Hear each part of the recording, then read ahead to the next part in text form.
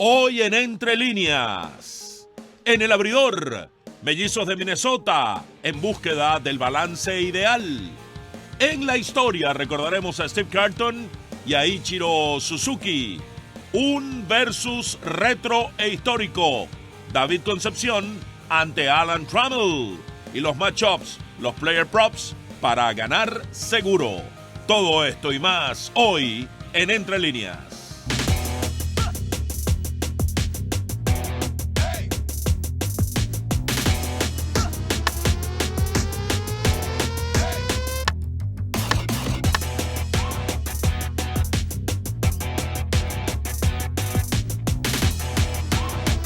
Cordial saludo, amigas y amigos de Entre Líneas. Bienvenidos a una nueva emisión. Vamos con nuestra mirada al mundo de la pelota a través del enfoque de nuestras distintas secciones. La de inicio se llama el abridor, justamente un tema que escogemos cada día para evaluar un aspecto puntual, un equipo, una actuación. En este caso vamos a revisar a los Mellizos de Minnesota y la división central, específicamente a través de los Mellizos, que muestra pues equilibrio en medio de récords deficientes y mediocres. En esta división, Minnesota con 3 victorias seguidas últimamente, ahí en la tabla de posiciones, tiene 3 sobre 500, es decir, hace 3 días antes de iniciar esta mini racha, jugaba también por debajo de 500. Todo indica que la pelea se mantendrá hasta el final. Del primero al cuarto hay 7.5 de diferencia. Los Medias Blancas con todo y 13 juegos por debajo de 500 están a solo 7.5, que es una diferencia que perfectamente se puede remontar. Kansas City evidentemente sí está fuera de carrera con ese récord tan malo de 25 y 62, pero fíjense que Kansas City está a 19.5 en esta división y Oakland, que tiene un récord muy similar al de los Reales, solo una derrota más y la misma cantidad de victorias, está a 26.5 en su división porque hay mejores récords en la parte de arriba de la tabla. Un aspecto que pareciera señalar, sugerir que Minnesota es mejor que ese récord de 45 y 43. El diferencial de carreras. Tienen más 46 carreras anotadas respecto a las carreras recibidas. Ese más 46, por ejemplo, es mejor que el de los Orioles de Baltimore, que tienen 15 juegos por encima de 500. Baltimore tiene un diferencial de más 16. Y los Yankees de Nueva York, que tienen 9 juegos sobre 500, tienen más 36. Los Mellizos tienen más 46. Y en esta división ningún otro tiene, pero ni cerca, un diferencial de carreras que se aproxime a un balance correcto, adecuado. Menos 16 Cleveland, menos 86 Detroit, menos 59 Chicago. Desde esa perspectiva, pareciera que los Mellizos tienen mejores argumentos para competir y terminar llevándose la división. Y desglosando los departamentos y detalles del equipo dirigido por Rocco Baldelli. Son líderes de la división en base a picheo. Tienen el mejor picheo de las grandes ligas en cuanto a efectividad colectiva. Llama la atención que teniendo el mejor picheo de las grandes ligas, no tengan un mejor récord. Por lo general, el picheo da la base, la plataforma para competir. Las grandes rachas victoriosas se arman con picheo. Puede haber una etapa en que el equipo esté bateando mucho y gana con ofensiva, pero algún juego va a tener que ganarlo 2-1, 1-0, con picheo. Y las grandes rachas, cuando te enfrentas a un as del equipo rival, o te tocan 2, 3 ases en una serie, en un lapso de 10 días, los ases de los equipos rivales, bueno, seguramente alguno de esos juegos vas a tener que ganarlo con baja producción de carreras. Y por eso hablo de que las rachas se construyen con picheo fundamentalmente. Y Minnesota no ha logrado construir grandes rachas. Ha sido un equipo sumamente inconsistente. Así las cosas. Es una rotación sumamente sólida. 4 de sus miembros han tenido un desempeño sobresaliente. Hablamos de Joe Ryan, salvo aquel partido en que Atlanta lo cayó a jonrones y Atlanta le cae jonrones a cualquiera, Ryan ha sido un pitcher legítimo as de rotación. Pablo López es un magnífico número 2 y ayer tuvo un juegazo de as de rotación. Según la fórmula inventada por Bill James, el Game Score, el de López ayer, blanqueo de 4 hits, ningún boleto, 12 ponches, es el cuarto juego mejor lanzado este año en las Grandes Ligas. El Game Score fue de 91, solo el perfecto de Domingo Germán y los blanqueos de 2 hits de Gerrit Cole y de un hit de Marcus Stroman fueron partidos mejor lanzados que el de ayer del derecho venezolano, que por cierto se convirtió en el venezolano número 27 que lanza un blanqueo en las Grandes Ligas. Es su primer blanqueo, de hecho es también su primer juego completo en las mayores. Así que felicidades por ese gran juego a Pablo López en su primera temporada con los Mellizos. Todo el mundo ha estado inclinado a que el cambio lo robó Miami con Luis Arraez. Y Luis Arraez ha estado bateando cerca de 400, sí. Pero hay que tener en cuenta que en ese cambio Minnesota no solo recibió a Arraez, sino a 2 prospectos venezolanos también, que eventualmente, hay que ver cómo se desarrollan y qué hacen para brindar la última perspectiva respecto a la evaluación del cambio. Por lo pronto Arraez ha llenado titulares, pero este partido de López, y en términos generales ha lanzado muy bien, no es tan robo para Miami el cambio. Pablo López y Joe Ryan, pero es que están además otros 2 lanzadores que han actuado de manera consistente, Bailey Ober y Sonny Gray. Sonny Gray ha estado peleando el liderato de efectividad toda la temporada. Y de número 5 estaría ahora mismo Kenta Maeda, el japonés que está regresando de algunas lesiones y cuando anda saludable es un pitcher muy bueno. No un número 1, no un as, pero sí un buen número 3, número 4. Así que ahí hay una rotación sólida y compacta del 1 al 5. Ya está fuera del radar Tyler Mahle, que comenzó en la rotación, pero requirió la cirugía de Tommy John y no va a lanzar más en esta temporada. El cuarteto de abridores que mencioné, que tienen muchos innings, han garantizado innings, todos tienen un registro de 500 o más positivo y efectividad por debajo de 4.00. Tienen más ponches que innings lanzados, una muy buena relación ponches versus boletos. No le batean más de 232 a ninguno de ellos y 2 de los abridores tienen un whip por debajo de 1 que marca un aspecto de excelencia. Mirándolo de manera colectiva, el picheo de Minnesota es líder en Grandes Ligas, como les decía, en efectividad con 3.55. Menos hits aceptados con 665. Menor cantidad de carreras limpias recibidas, por eso la mejor efectividad con 329. Ponches propinados, número 1, 837. Whip 1.16. El averaje de los rivales, 227. Y ha sido un equipo, en cuanto a su picheo, también con control, porque tiene la cuarta menor cifra en boletos concedidos, con 243. Y los abridores, particularmente, son líderes en efectividad con 3.54, ponches sin 541, whip 1.16 y el averaje de los rivales es de 229. Allí tenemos a Joe Ryan con 8 y 5, 3.42 de efectividad, que se le infló con aquel juego en el cual lo vapulearon los Bravos de Atlanta. Pablo López con 5 y 5, 3.89. Bailey Ober, que viene de lanzar un partido de 7 innings de 2 hits, 5 y 4 con 2.70. Sonny Gray, 4 y 2 con 2.50. Y Kenta Maeda ha venido lanzando bien desde que se reincorporó de una lesión. Esto también sugiere que el relevo no ha estado tan bien. El relevo tiene una pieza muy importante para el cierre en el lanzallamas dominicano Joan Durán, que, pone la recta en 100 millas en promedio con regularidad. Y allí ven los numeritos de los 2 principales relevistas de este equipo.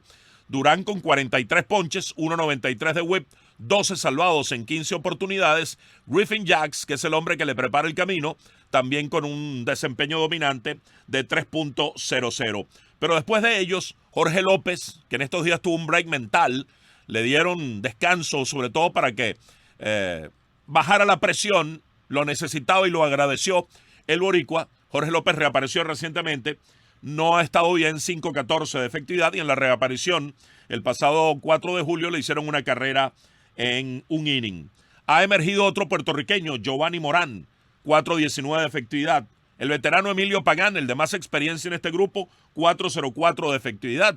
Y es importante para este bullpen la reactivación de Cole Sands, que lanzó muy bien en la parte inicial de la campaña y ahora se reincorpora al bullpen. El bullpen no ha estado tan bien como el departamento de abridores, y por eso hablamos de balance en el titular del programa de hoy, que debe estar buscando el equipo de Minnesota. Pero el mayor balance tiene que ver con la ofensiva.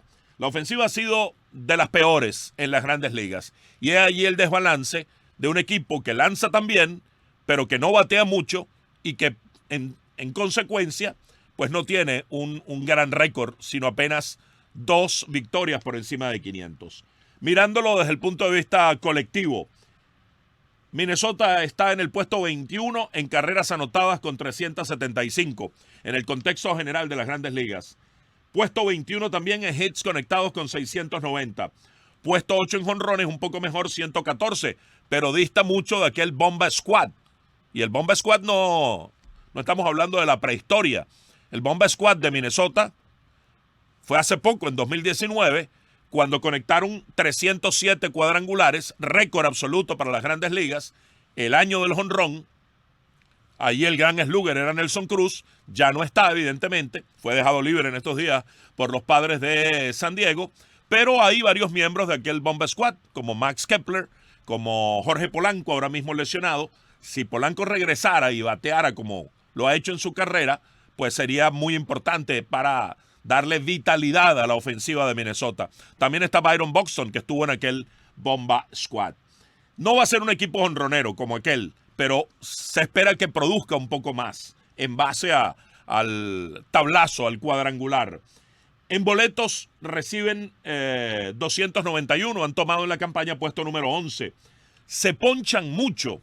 Es un equipo que se poncha mucho, que no pone la pelota en juego, y eso es parte del problema. Se han ponchado 889 veces, ningún equipo se ha ponchado más en las grandes ligas. El averaje colectivo es 234, puesto 24.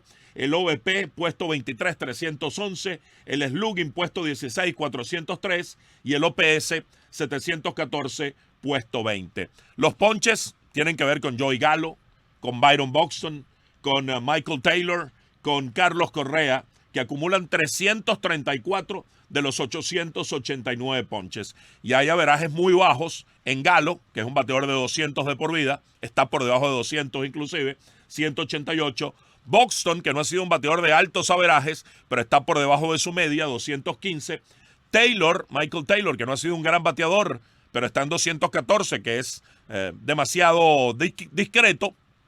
Y ahí está la comparación de Gallo y Buxton, lo que batean y el porcentaje de slugging, que debería mejorar, no demasiado, y especialmente en Buxton sí debería subir un poco, pero muy especialmente Carlos Correa, el que está a deber en la ofensiva de este equipo, es el puertorriqueño. Números muy pálidos, apenas 226, apenas 11 jonrones, esa producción de carreras con 38 es raquítica, y los números de promedio, OPS y slugging, también sumamente discretos. Y Correa, pues, ha estado saludable. No es que ha estado lesionado. Ha estado saludable. Recuerden toda la historia del problema de una lesión vieja por la cual se cayó el contrato con San Francisco. También se cayó el contrato con Nueva York, con los Mets. Y finalmente regresó a Minnesota. El puertorriqueño es el llamado a repuntar, a tener una vigorosa segunda parte para darle mayor dinámica a esta ofensiva del equipo de Minnesota. Tratando de resolver las cosas, ellos han venido realizando reuniones para hablar de la estrategia de bateo antes de cada juego, apoyándose en estudios sabermétricos, en elementos tradicionales, en conversaciones, en lo que opina el instructor de bateo, en lo que piensan los bateadores. Están teniendo esas reuniones para tratar de ir con un mejor plan de ofensiva a cada juego. Y decía Correa, que es el líder en ese clubhouse, nos comunicamos mucho y hablamos acerca de los lanzadores contrarios. Con los datos y sesiones diarias podemos tener un plan de ataque más efectivo. Si este equipo batea más y el picheo, que ya tiene una buena muestra, sigue respondiendo y mantiene esa efectividad rondando el 3.55, la mejor de las grandes ligas, van a ganar la división de viaje. Pero he allí el tema. ¿Podrán batear? ¿Podrán tener el efecto deseado de esas reuniones y el repunte de la ofensiva para tener un mejor balance? Está por verse, pero en una división débil, Minnesota, con los argumentos que posee, es el candidato que luce claro ahora mismo para terminar ganando en el centro de la Liga Americana. El abridor en Entre Líneas. Llegamos a la trivia en Entre Líneas y la planteamos a todos ustedes para que vayan investigando y vayan pensando. ¿Quién fue el líder en bases robadas de la temporada 1992? ¿Fue Rickey Henderson, el gran robador de todos los tiempos? ¿Fue Otis Nixon, que hizo del robo de bases su especialidad? ¿Fue Marquis Grissom, que era un pelotero completo y podía robar y batear? Así como Kenny Lofton, muy veloz, pero también un muy buen bateador. La respuesta más adelante en Entre Líneas.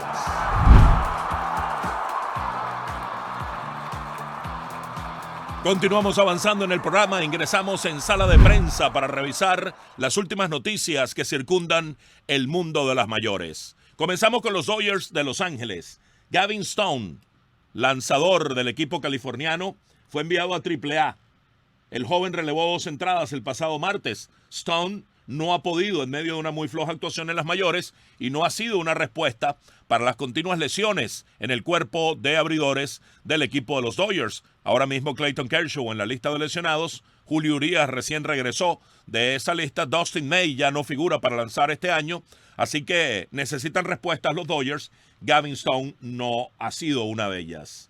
Los angelinos confirmaron la operación, la cirugía a la cual fue sometido Mike Trout, de la lesión en el hueso ganchoso, el helmet bone. Ya no va a dar tablazos como este en los próximos días o semanas. De acuerdo a el pronóstico, el rango de inactividad para el estelar jugador es de 4 a 8 semanas. Es incierto porque hay peloteros que regresan en un mes y hay otros que se demoran mucho más. Pablo Sandoval 2 veces fue operado de esta lesión y regresó aproximadamente en un mes. Giancarlo Stanton se tomó 2 meses. ¿Cuál será el camino de Trout? Esperemos que sea el camino corto. También de los angelinos, Phil Nevin dijo que Shohei Ohtani está programado para abrir su primer juego después de la pausa del encuentro de las estrellas. Eso tentativamente es el viernes 14 de julio ante Houston. Todo dependerá de la evolución del problema de la ampolla de uno de los dedos de su mano de lanzar. Sigue bateando, sigue actuando como bateador, la estrella japonesa, pero pues no lanzará en lo que resta antes de la pausa de las estrellas. Probablemente no lance en el juego de las estrellas, aunque está convocado en las 2 facetas al clásico de la semana que viene en Seattle, y tentativamente reaparecería como lanzador el 14 de julio. Los Atléticos de Oakland están preocupados porque una de sus estrellas, uno de los peloteros de mejor rendimiento este año, el veloz Esteury Ruiz, será sometido a exámenes luego de lesionarse el hombro derecho. Ruiz se deslizó en la inicial y sintió molestias. En las próximas horas se tendrá más información del alcance de la lesión del líder en bases robadas en las grandes ligas, Esteury Ruiz. Respecto a los cerveceros de Milwaukee, pusieron en la lista de lesionados de 10 días al inicialista Rowdy Tellez por inflamación en el antebrazo derecho. El poderoso toletero, que reforzó a México en el pasado Clásico Mundial de Béisbol, no ha tenido la temporada esperada, sobre todo en materia de poder, y tal vez viene arrastrando esta lesión, por la cual ha sido colocado ahora mismo en la lista de lesionados. Hoy en la historia, en Entre Líneas, 1956, un 6 de julio de aquel año, el comisionado de MLB, Ford Frick, instituye el premio Cy Young en honor a la actuación más resaltante de un lanzador en la temporada. En los primeros años, solo se otorgó a un lanzador y luego a uno por cada liga. 1980, un día como hoy, Steve Carlton de los Phillies de Filadelfia poncha a 7 bateadores de San Luis para alcanzar los 2.836 abanicados de por vida, la mayor cantidad para un zurdo en la historia de la MLB. 2017, un 6 de julio de aquel año, Ichiro Suzuki de los Miami Marlins conecta 2 imparables y se convierte en el líder en hits de todos los tiempos entre los bateadores nacidos fuera de Estados Unidos. Suzuki llegó en ese juego a 3.054 imparables, superando al panameño Rod Carew. Los Marlins cayeron en ese encuentro 4-3 ante San Luis.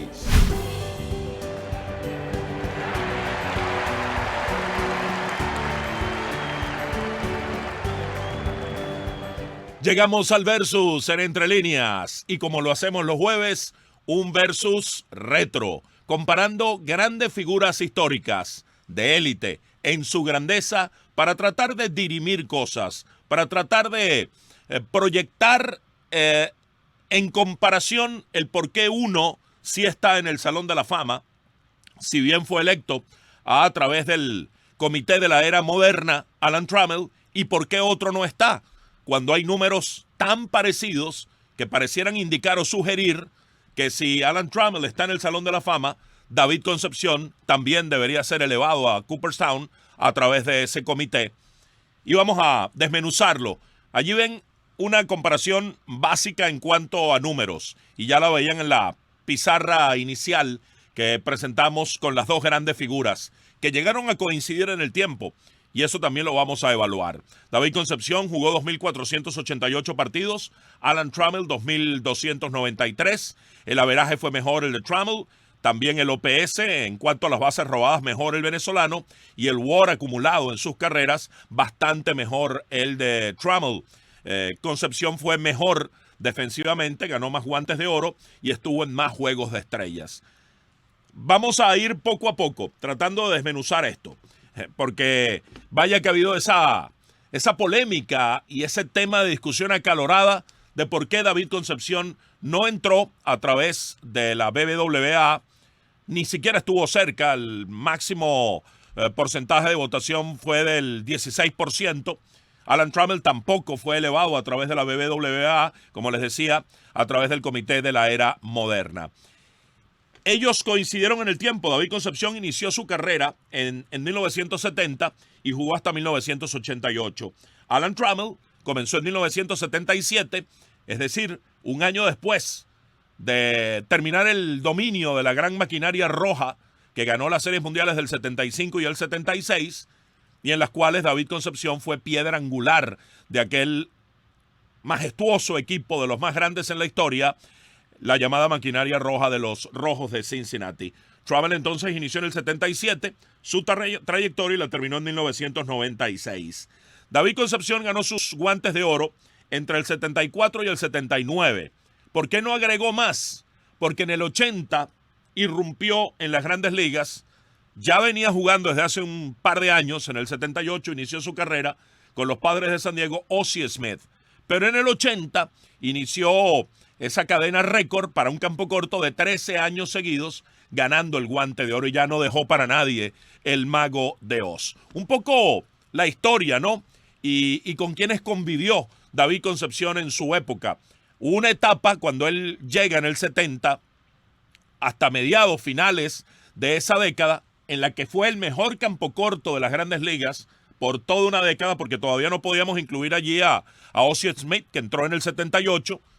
Luego en los 80, Ozzie Smith sí tomó la batuta, y el propio Trammell, que comienza en el 77. Entonces en los 70, el gran rival del venezolano era Larry Bowa, aquel shortstop de los Phillies de Filadelfia, que sí, por lo general tenía mejor porcentaje de fildeo que Concepción, pero es que no tenía el alcance, el rango, el range de David, que podía meterse en el hueco y hacer jugadas formidables, mientras que Bowa hacía las de rutina, las de frente, una que otra excepcional, pero no con la regularidad de David, que se metía en más jugadas.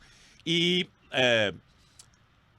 hay que acotar aquí cómo Concepción, después de una lesión en el hombro, con la inteligencia que caracterizaba su juego, y apoyado en la grama artificial de aquella época del Riverfront Stadium que alojaba a los Rojos de Cincinnati, inventó, entre comillas, un tiro de un bote desde el hueco porque tenía problemas en el brazo y entonces disparaba de un bote largo que apoyado en la grama artificial le permitía al primera base tomar el tiro sin problemas y seguía haciendo las jugadas de out, esas que requerían ir con el guante de revés al hueco. Un poco la historia, un poco el contexto. Vamos con detalles. David Concepción participó en 9 Juegos de Estrellas. Ganó 5 guantes de oro. Fue campeón de 2 series mundiales y de las 2 series mundiales, una, la famosísima del 75, cuando Cincinnati le ganó en 7 juegos a los Medias Rojas de Boston. Al año siguiente, en el 76, barrieron a los Yankees de Nueva York. Y miren ustedes que David era piedra angular, base angular de aquel equipo. La llave alrededor de la segunda con Joe Morgan, que era el eje central de aquella línea central que tenía César Jerónimo como jardinero central y al gran Johnny Bench como receptor.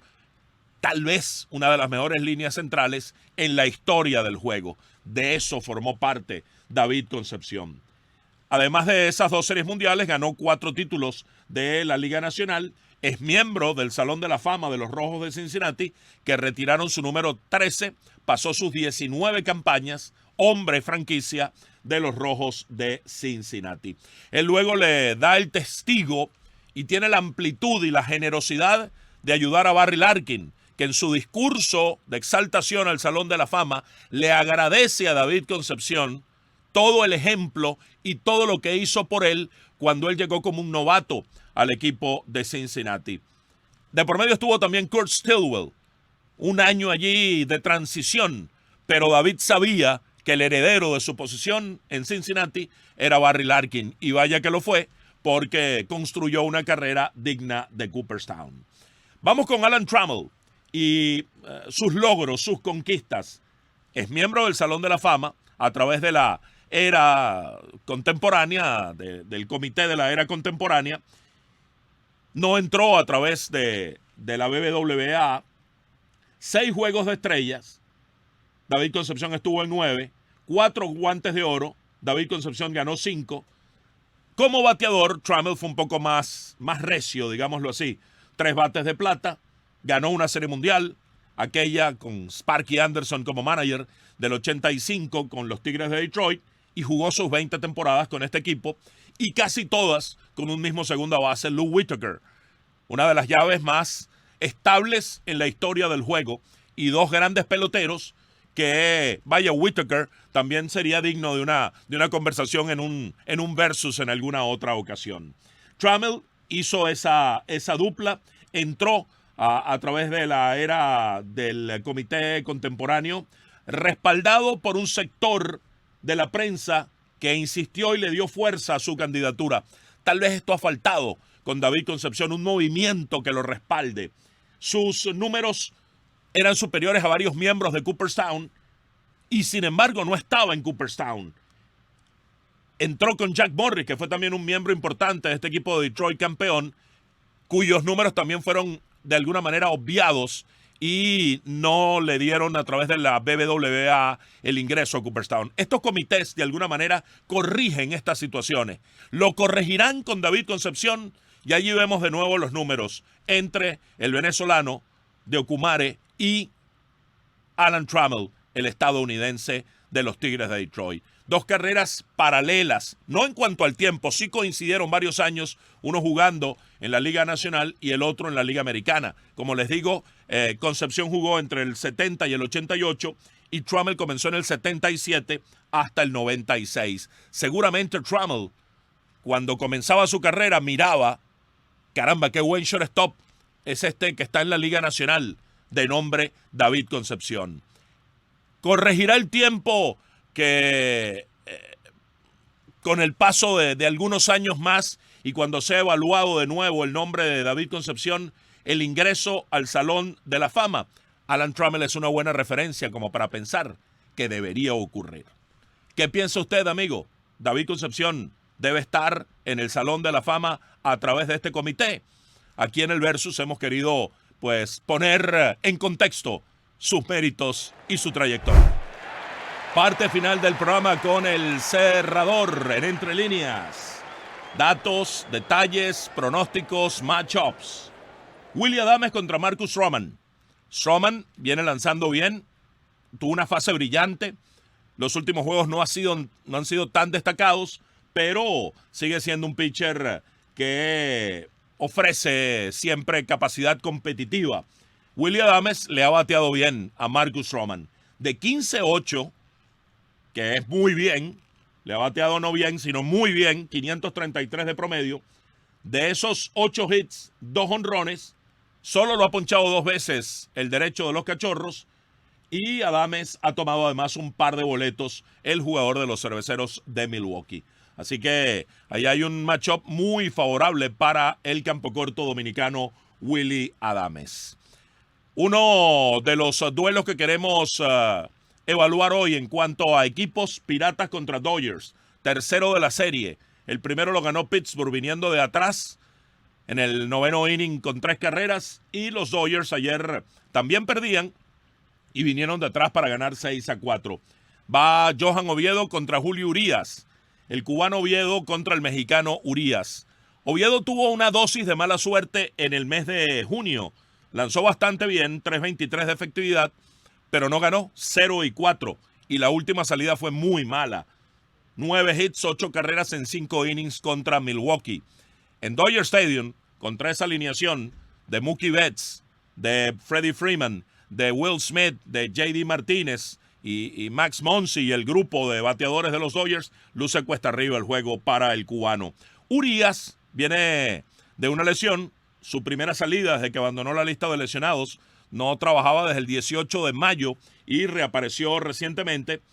Recibió 6 hits en 3 innings con 5 carreras de parte de una alineación débil como es la de los Reales de Kansas City. Debe mejorar. Es la percepción que tengo, que Urías hoy da un paso adelante y mejora. Ha sido un pitcher muy consistente en el último lustro. Ha tenido grandes numeritos en los últimos 5 años y además los Dodgers necesitan que el zurdo mexicano dé un paso al frente. Un pequeño matchup aquí.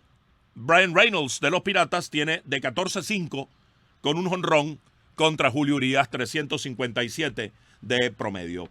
Texas contra Boston. Nathan Eovaldi contra Corey Crawford.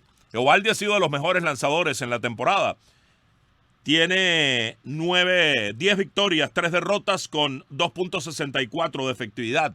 De por vida en Fenway Park, donde lanzó como miembro de los Medias Rojas algunos años con el equipo de Boston. Conoce bien el escenario, el tradicional escenario del Fenway Park. De por vida Eovaldi allí, 15-9 con 4.12 de efectividad. Es más o menos parecida a su efectividad histórica. Está en un año excepcional, Eovaldi, con el 2.64. La efectividad de por vida de él es 4.03. ¿Corregirá hacia su histórico o es un año carrera de Nathan Eovaldi? Tiendo a pensar que está en un año carrera el derecho, que está en su primera campaña con los Rangers de Texas. Corey Crawford es un pitcher de poder, 3-4 con 3.92. Posee una buena recta, un slider cortante. Pero si por jerarquía de picheo evaluamos este juego, hay que inclinarse en Nathan Eovaldi por el conocimiento del escenario y porque está en una gran temporada. Así que me inclino en este juego por los Rangers de Texas y Nathan Eovaldi.